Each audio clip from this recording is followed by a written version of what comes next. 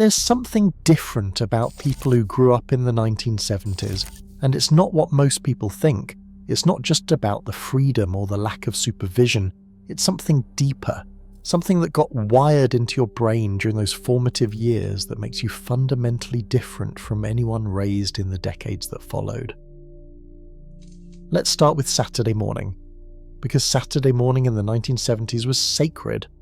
You wake up at 6:30 in the morning, not because anyone told you to, not because you had somewhere to be, but because you knew that at 7 o'clock in the morning the cartoons started, and if you missed them, they were gone. Gone. You tiptoe down the hallway, careful not to wake your parents because this time is yours. You pour yourself a bowl of cereal, the kind with so much sugar it would be banned in schools today. You sit cross-legged on the carpet 3 inches from the television screen, and for the next 4 hours you are transported. Scooby-Doo, the Super Friends, Looney Tunes, Schoolhouse Rock teaching you grammar between the cartoons. But here's what's remarkable. At 11 o'clock in the morning it ended, the cartoon stopped, the programming switched to sports or news or something boring, and you didn't complain, you didn't beg for more, you just turned off the television and went outside. This weekly rhythm created something psychologists now call natural satiation boundaries. Your brain learned that good things have a beginning, a middle, and an end. That satisfaction comes not from endless consumption, but from complete experiences with clear boundaries. Modern children have no satiation point. The content never ends. The algorithm keeps feeding. The brain never learns when enough is enough. But you learned it every Saturday morning. And that's why you can still close the book, turn off the screen, walk away from the scroll. Your brain was trained in completion, not continuation. Now let's talk about something that happened every single weeknight at 6 o'clock in the evening. Dinner. Not dinner as a concept. Not food eaten while staring at individual screens, but dinner with a capital D. The ritual that structured your entire evening. Your mother calls from the kitchen, dinner's ready, and you know what that means. You drop whatever you're doing, you wash your hands, you sit down at the table, all of you at the same time. Your father is there, still in his work clothes, maybe loosening his tie. Your siblings are there, fighting over who sits where. Your mother brings the food to the table, and for the next 30 to 45 minutes, you are a captive audience to each other. There is no television on in the background, no phones to check because they don't exist yet. Just conversation.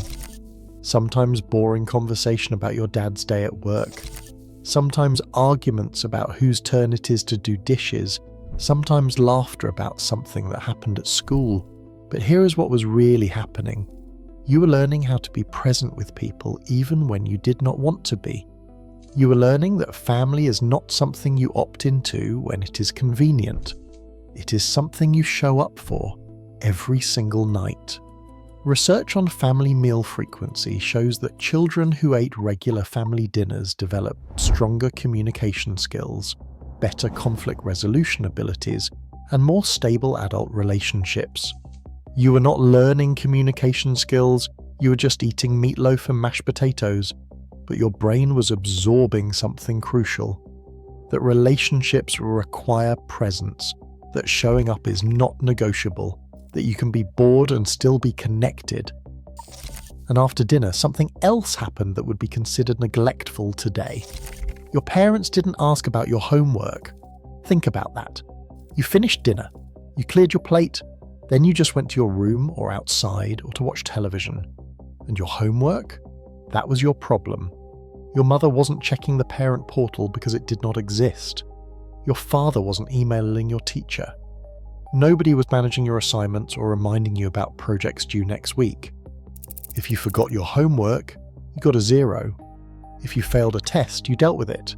If you had a project due, you either remembered or you didn't. This created what researchers call academic self-efficacy, the belief that you are responsible for your own educational outcomes, that your success or failure is directly tied to your own actions, not your parents' involvement. Modern parents are so enmeshed in their children's education that kids never develop this internal accountability. They are 25 years old and still expecting someone else to remind them of deadlines. But you learned at 8 years old that your homework was your responsibility. and that lesson stuck. Let's shift to something that happened on summer afternoons, the specific moment when your mother would lock the door. You're outside playing, it's 95 degrees, you're thirsty, you're hot. You walk up to your house and try the door, locked. You knock, nothing. You knock again, your mother appears at the window, does not open the door and says through the glass, "I just mopped. You're not coming in until dinner." It is 2 o'clock in the afternoon.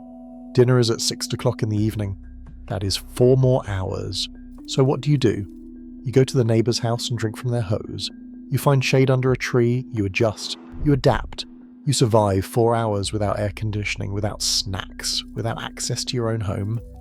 This is not cruelty. This is your mother teaching you something profound. The world will not always accommodate your needs the moment you have them. Discomfort is temporary. You are more resourceful than you think. Children today are never locked out. They are never told to just deal with it. Every discomfort is immediately addressed, every need instantly met.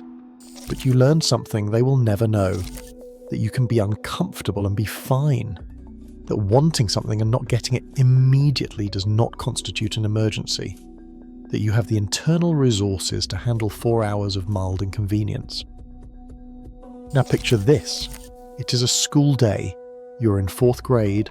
The teacher is talking about something. You are not really paying attention. And then you hear it. Pop quiz. Your stomach drops. You were not prepared. You did not study. You did not even know there would be a quiz. And there is no way out. No makeup option. No parent to call and complain. No accommodation for your anxiety. You pick up your pencil and you do your best with what you know. Maybe you pass. Maybe you do not. But here is what you learn. Life will test you when you're not ready. And your job is not to be perfectly prepared for every possible scenario. Your job is to perform under pressure with whatever you have. Modern education has eliminated most prize assessments. Everything is scheduled, announced and prepared for. Students know exactly when they will be tested and exactly what will be on it. They are learning to perform when conditions are perfect. You learn to perform when conditions were terrible, and that's a completely different skill set. Let's talk about what happened when you wanted to call your friend. You walk to the kitchen, you pick up the phone. It's attached to the wall with a cord. You dial your friend's number, which you have memorized because there is no contact list. The phone rings, someone answers, but it is not your friend. It is their mum. Hello? And now you have to speak to an adult with confidence and clarity. Hi, Mrs. Patterson. This is Mike. Is Jennifer home? You have to use your polite voice. You have to identify yourself. You have to make small talk while she goes to get Jennifer. And if Jennifer is not home, you thank Mrs. Patterson and hang up. This happened multiple times a day. Every phone call was a social negotiation with a gatekeeper. Modern children text. They never speak to their friends' parents. They never have to navigate that awkward 30-second conversation. They never learn how to be polite and articulate with adults who are not their own parents. But you were doing it daily, and it made you comfortable with authority figures in a way younger generations simply are not. Here is something else that shaped you. The specific feeling of being the last one picked. You're standing in the gym. 2 captains are choosing teams for kickball. One by one, your classmates get picked. The group gets smaller and smaller, and you are still standing there. Finally, reluctantly, someone picks you. Not because they want you, because you are the only one left. You feel that hot shame in your chest. That knowledge that you were not wanted, that you were the consolation prize. And here is what did not happen. The teacher did not stop the picking process, did not implement an everyone is equal system, did not protect your feelings. You just had to stand there and feel it. The full weight of social rejection. And then you had to play the game anyway. This experience, as painful as it was, taught you something crucial. Social rejection does not kill you. Being last does not define you. You can feel unwanted and still function. Modern schools have eliminated this. Everyone gets picked fairly. Nobody has to feel the sting of being last. They think they are protecting children, but they are actually depriving them of the chance to learn that they can survive social pain. You know you can, because you did it, in front of everyone, and you are still here. Let's talk about what happened when you did something wrong. You're at your friend's house, you're playing in the living room, you knock over a lamp, it crashes to the floor, the ceramic base shatters, your friend's mother appears in the doorway. She doesn't ask what happened, she can see what happened. She looks at you and she says you need to go home now. You walk home, stomach churning, because you know what's coming. Your friend's mother is going to call your mother. And she does.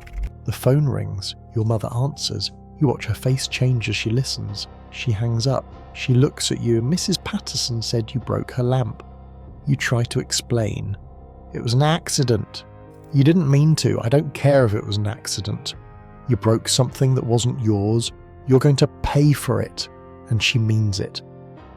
For the next month, your allowance goes to Mrs. Patterson. Every dollar you earn goes to replacing that lamp.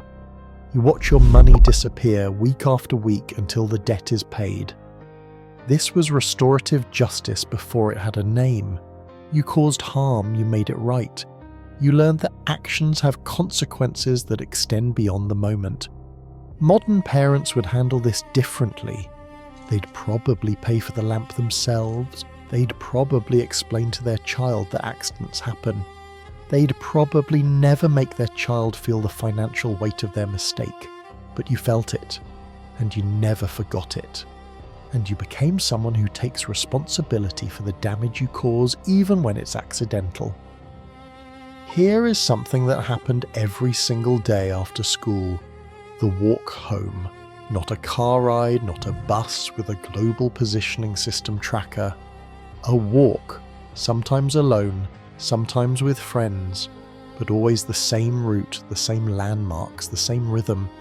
You pass the house with the mean dog, you cross at the corner with the crossing guard, you cut through the alley behind the grocery store. You know every crack in the sidewalk, every shortcut, every house where someone might be watching.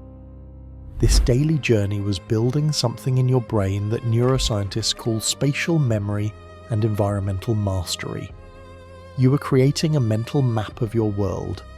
You were learning to navigate independently. You were developing a sense of ownership over your physical environment. Children who are driven everywhere never develop this. They are passengers in their own lives. They do not know their neighborhoods. They cannot navigate without a global positioning system.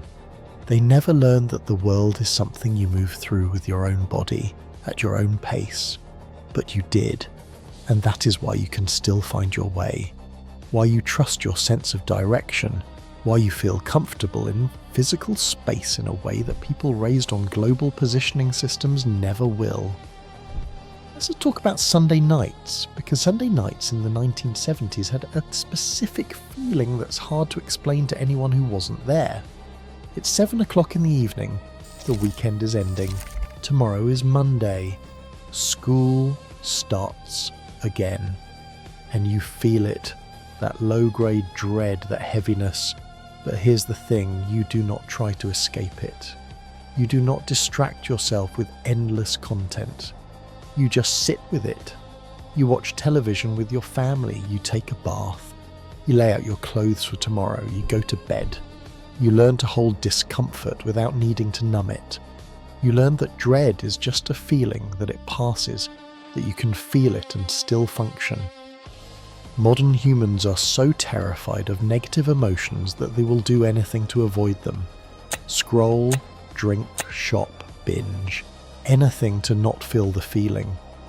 But you learned young that feelings are just weather. They come, they go. You do not have to do anything about them except let them move through you. Here's the last thing I want you to understand, something that happened in your house that would shock modern parents.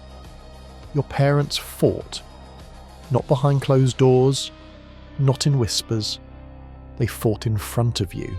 Maybe it was about money, maybe it was about your dad's mother, maybe it was about something you did not understand, but you heard it.